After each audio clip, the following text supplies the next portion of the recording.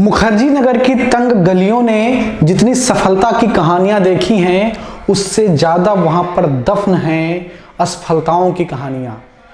जहां पर पेट पे लात मारकर लाखों रुपए की फीस और जिंदगी के 10 साल बर्बाद करने के बाद में सामान समेट कर यूपी बिहार के बहुत सारे लड़के अपने घर वापस लौट आते हैं। इस बीच में एक चैनल आता है जो कहता है कि एक भी रुपए की फीस आपसे नहीं लेंगे, मुफ्त में वो लाखों रुपए का जो फीस दे करके आप नहीं पढ़ पाए थे वो आपको फ्री में पढ़ा देंगे, और उसके लिए आपको अपने घर परिवार समाज को छोड़कर नहीं जाना है। उसके लिए आपके घर में अपने आप को बांध कर रखना है। किसके साथ? इस चैनल के साथ, इसकी पढ़ाई के साथ। यहाँ पर आपको यूपीएससी की पूरी तैयारी फ्री में करवाई जा रही है। आपके मांग के अनुसार हमने करंट की भी व्यवस्था कर दी। हम आपको जल्द ही एक मैगजीन देने जा रहे हैं जिसमें आप ढेरों खबर भारत से लेकर के विदेश तक, आप उसमें आर्टिकल के माध्यम से देश दुनिया की चीज़ों को समझ पाएंगे, जो आपका समझ बेहतर करेंगे और वो आपके मेंस राइटिंग के लिए बड़ा अच्छा होगा। लेकिन मैं देख रहा हूँ बहुत सारे हमारे स्टूडेंट्स, उनका मोटिवेशन कम हो रहा है। वो आते हैं तो बस क्लिक करने के लिए आए और देखिए अच्छा तैयारी हो रहा है यूपीएससी का, थोड़ा दिन पढ़े और फिर चले गए। ऐसे क्लियर नहीं होगा यूपीएससी। यूपीएससी की तैयारी एक महायज्ञ है, और उस महायज्ञ में लगातार जब हवन होगा तभी उस महायज्ञ का परिणाम मिलता है। तो लगातार पढ़ाई करते रहिए। आइए इकोनॉमिक्स की क्लास में फिर से शुरू करते हैं। पिछले इकोनॉमिक्स की क्लास में हमने बैंकिंग सिस्टम पढ़ना शुरू किया था, और उस क्लास में हमने बैंक क्या है, बैंक का इतिहास क्या है और उससे संबंधित जितने भी महत्वपूर्ण तथ्य होते हैं सबको समझ लिया था। जो स्टूडेंट्स पिछली क्लास में उपस्थित नहीं थे वो इस वीडियो को यहीं पर बंद कर दें और जाएं पहले पिछला क्लास देख लें, तभी कनेक्ट कर पाएंगे। और जो एकदम से चैनल पर ही नए आए हैं वो पहले सब्सक्राइब कर लें और बेल आइकन को भी प्रेस कर लें। कुछ भी नहीं लगता है, आपके जेब से एक भी पैसा नहीं लगता है, घर बैठे आपको सब कुछ फ्री में मिल रहा है। तो आइए शुरू करते हैं क्लास। और आज की क्लास में हम पढ़ेंगे बैंकों के बैंक के बारे में। हमने बैंकिंग सिस्टम पढ़ना शुरू किया था, इसमें बैंक की परिभाषा क्या है, बैंक का इतिहास समझ लिया था। आज बात करते हैं बैंकों के बैंक यानी कि आरबीआई के बारे में। रिजर्व बैंक ऑफ इंडिया, ठीक है। तो रिजर्व बैंक ऑफ इंडिया क्या है, ये कैसे काम करता है, इसकी स्थापना कब हुई, ये सारी चीज़ इस क्लास में समझेंगे। इसका काम क्या है और कैसे काम करता है, ये सारी चीज़ें आपको समझना है। अगर बैंक के लिटरली परिभाषा को लेकर के चलें तो आरबीआई को एक बैंक कहना सर्वथा उचित नहीं होगा। हमने बैंक की परिभाषा में समझा था कि बैंक वह संस्था है जो डिपॉजिट एक्सेप्ट करता है और ऋण भी प्रोवाइड करवाता है। ये दो काम मैंने बताए थे जिस संस्था के द्वारा होते हैं उसे आप बैंक कह सकते हैं, ठीक है। आरबीआई करती क्या है, वो डिपॉजिट लेती है और ऋण भी देती है, लेकिन उसका संबंध किसी सामान्य व्यक्ति से नहीं होता है। वह केवल बैंक के रूप में काम करती है, ठीक है। तो आरबीआई को इसीलिए बैंकों का बैंक कहा जाता है। बैंकों का बैंक, ये सामान्य आदमी का बैंक नहीं है। सामान्य आदमी का जो बैंक होता है उसमें हम और आप जैसे सामान्य लोग जाते हैं, अपना डिपॉजिट रखते हैं, जब पैसा लेना होता है तो जाते हैं कर्ज लेते हैं, उस पर ब्याज देते हैं, ठीक है। लेकिन जो आरबीआई है ये बैंकों के लिए बैंक का काम करता है, नॉर्मल इंसान के लिए नहीं, ठीक है।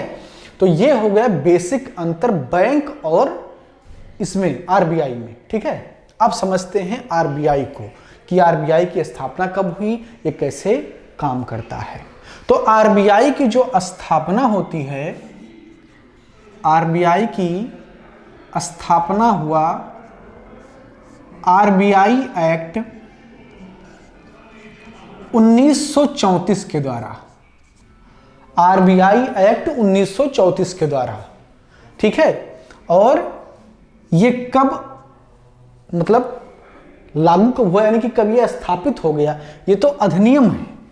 देखो एक्चुअली में होता क्या है कि अधिनियम जिस वर्ष पास होता है उसके साथ वही नाम चस्पा कर दिया जाता है, ठीक है। लेकिन अब उस अधिनियम के बनने के बाद में संस्था कब एग्जिस्टेंस में आया, अस्तित्व में आया, वो हो सकता है कि उसी वक्त हो जाए या हो सकता है कुछ वक्त बाद में हो। तो 1 अप्रैल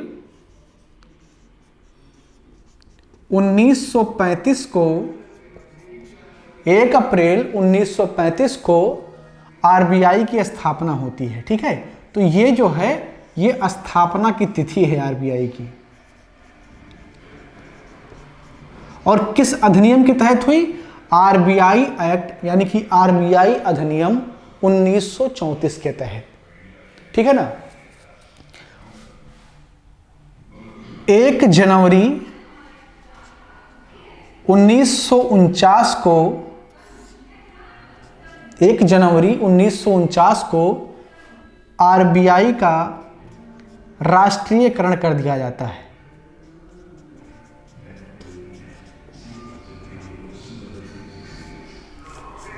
ठीक है ना। आपका देश कब आजाद हुआ? सन 1947 में, ठीक है। उससे पहले ही आरबीआई की स्थापना हो गई थी, ठीक है ना। जैसा कि आप देख रहे हैं 1934 का अधिनियम और 1935 में स्थापना हो गई। आरबीआई की स्थापना के 12 साल बाद आपका देश आजाद होता है, ठीक है। तो इसलिए जब देश आजाद हुआ, प्रॉपर तरीके से व्यवस्थाएं बनने लगी, तो इसका राष्ट्रीयकरण कर दिया गया। राष्ट्रीयकरण करने का मतलब कि अब ये सरकार की एजेंसी बन गई। कौन सी सरकार? भारत सरकार की, ठीक है। तो ये है आरबीआई का राष्ट्रीयकरण, ठीक। डस्टर किधर गया?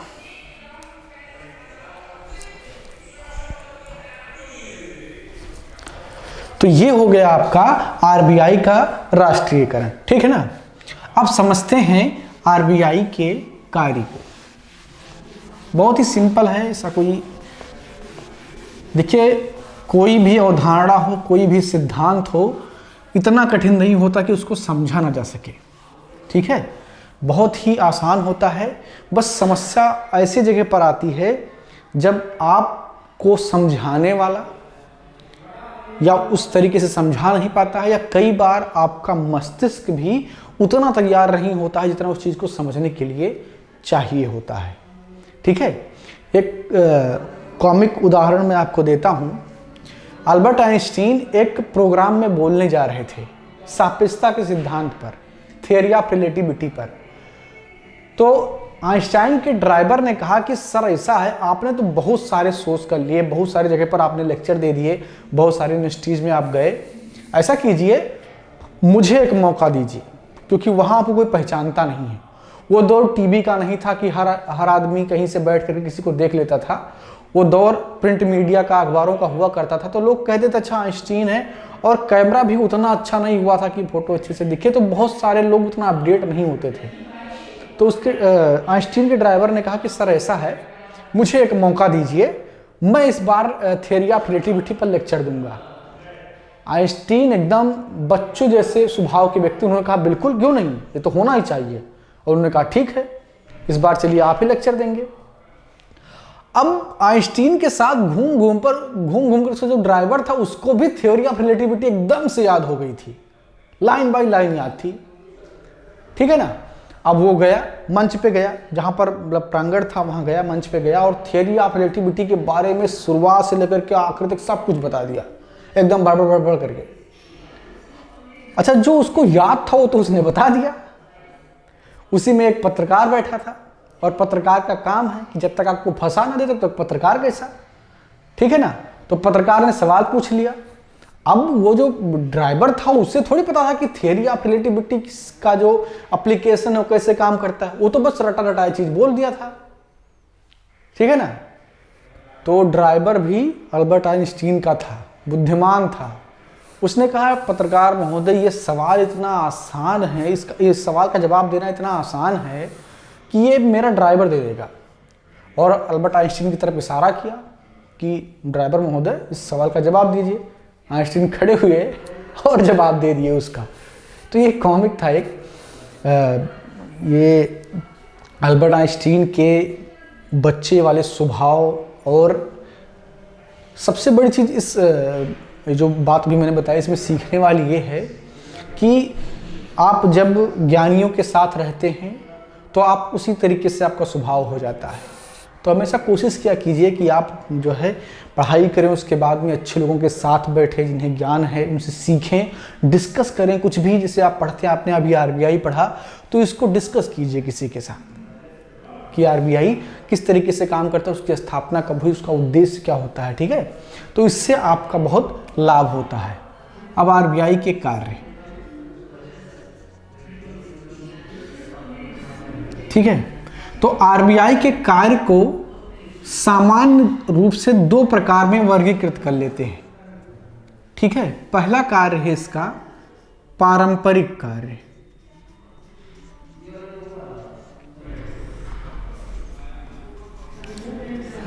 और दूसरा है अस्थायी कार्य।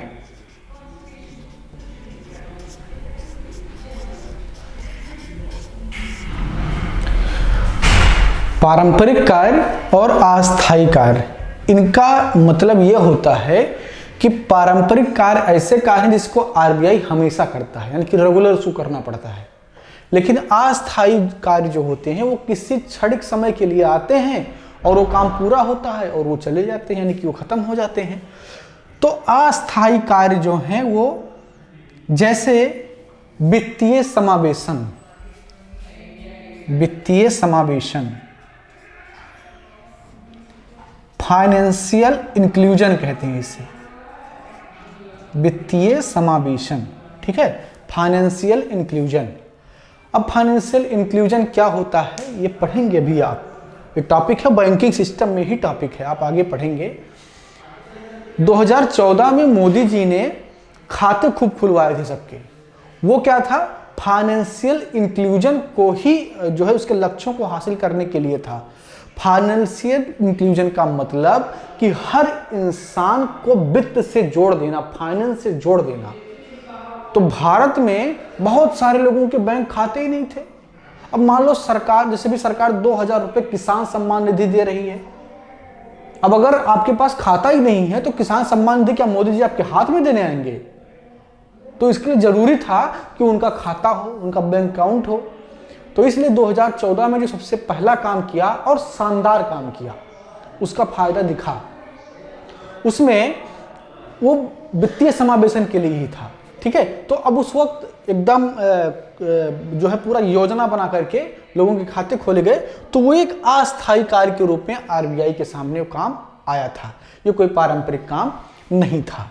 अब बात करते हैं आरबीआई के पारंपरिक कार्यों पर। ठीक है, तो आरबीआई के पारंपरिक कार्यों में सबसे पहला जो कार्य है वह है, यह भारत सरकार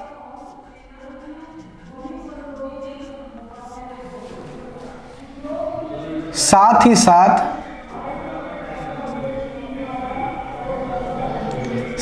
साथ सभी राज्यों के लिए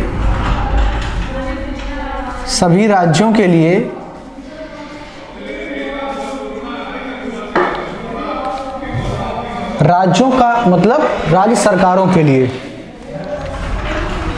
राज्य सरकार के लिए बैंक का कार्य करता है।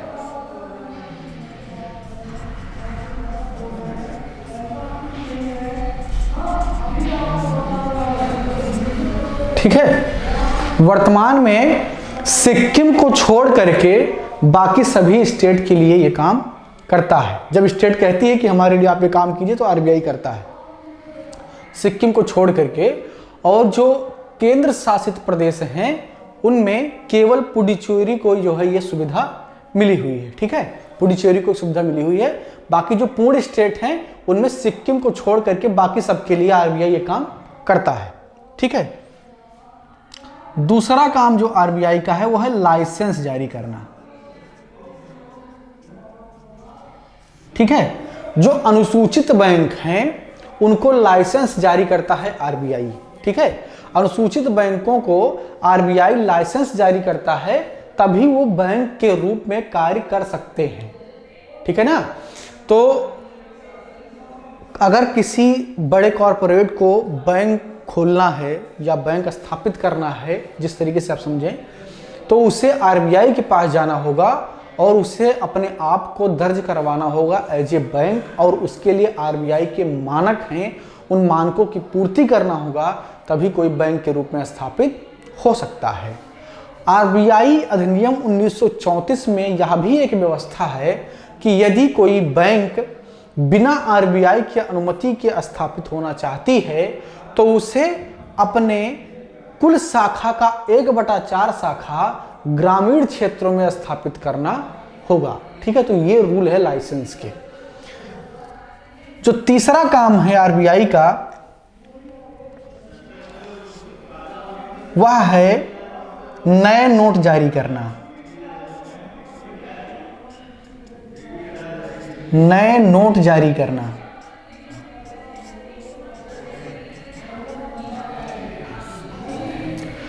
भारत में 2 रुपए से लेकर के 2000 तक के नोट कौन छापता है?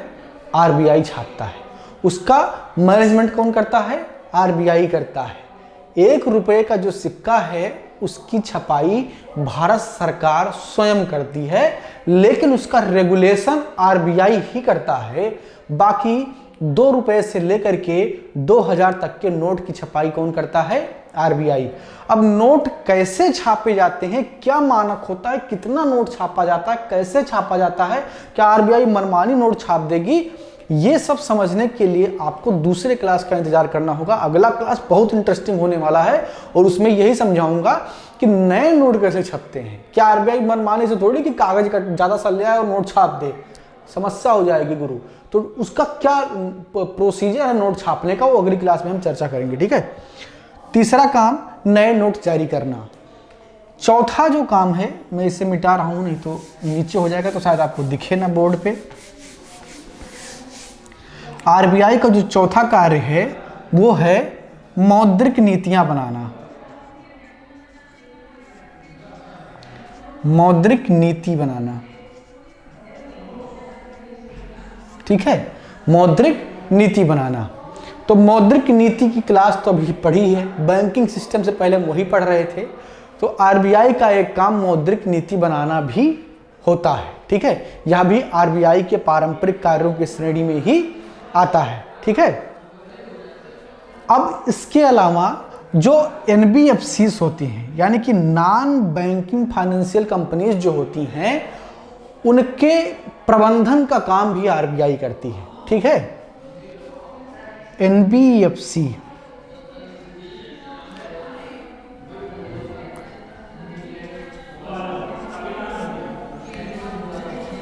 अंशतः नियंत्रित करती है, पूर्ण रूप से नहीं, अंशतः नियंत्रित करती है।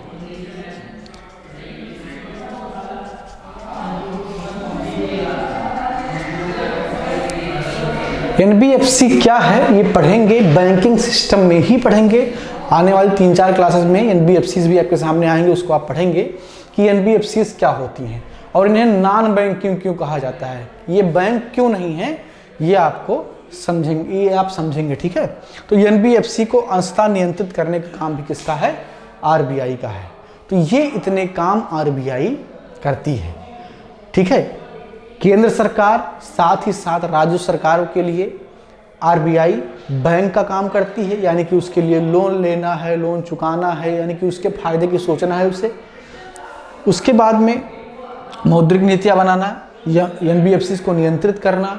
ठीक है, नए नोट जारी करना या अनुसूचित बैंकों को लाइसेंस प्रदान करना, ये आरबीआई के पारंपरिक कार्य हैं और अस्थायी कार्य आते रहते हैं और उसके बाद में वो एक समय के बाद समाप्त हो जाते हैं। जैसे वित्तीय समावेशन है या कोई और काम आ गया तो उसके लिए आरबीआई हमेशा तैयार होती है।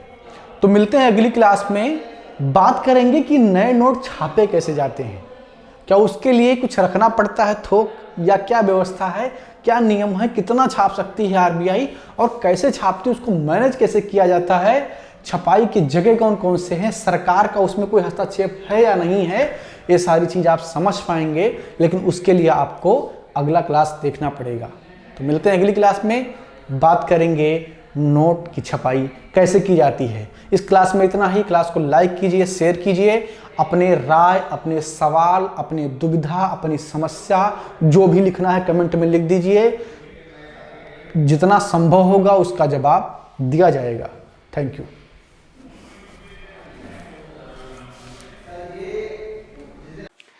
बहुत जल्द आ रही है ओनली न्यूज ग्रुप की news magazine the news ocean, जहां आपको मिलेगी हर खबर सच की तह पर।